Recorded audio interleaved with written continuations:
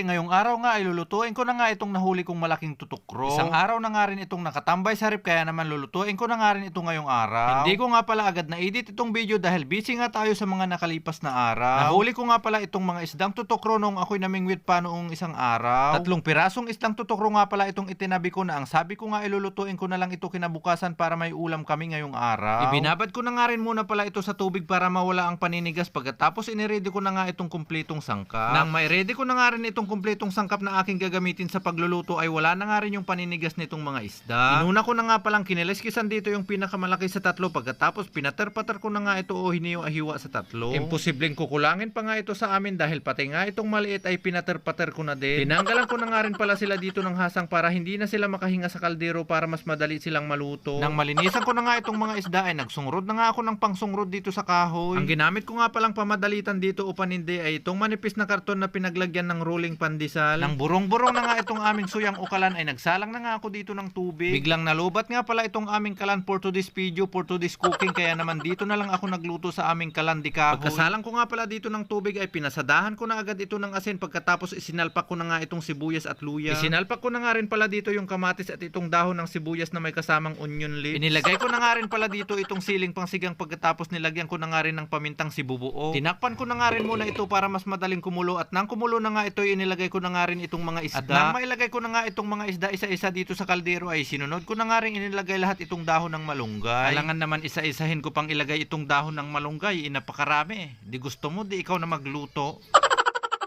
Pinalubog ko na nga pala muna dito itong dahon ng malunggay, pagkatapos nilagyan ko na nga ng 16 pirasong butil ng Magic Sarap. Kaunting pampalasa nga lang pala ang inilagay ko dyan dahil mas gusto nga ng aking panlasa yung natural na lasa nitong tinulang isda. Sinakban o tinakpan ko na nga rin muna ito para mas madaling sumbo o kumulo. At dahil naluto na nga rin itong aking nilutong tinulang isda, kaya naman kumain na rin kami. Siguradong nabuwal na naman ang kanin dito, nakimus pati tutong kapag ganito ang ulam. Yaan idat mga alap kamoy nan sinapang muyod santa sabayan ra kami nin mga. Gusto ko nga lang ulit magpasalamat sa inyo mga kabuli dahil sinubaybayan nyo na naman itong aking maikling pelikula hanggang dito sa dulo. At kung nagustuhan nyo itong aking maikling pelikula ay huwag nyo naman kalimutang i-like at i-share. Hanggang dito na lang po. Kita-kits na lang po ulit tayo next upload.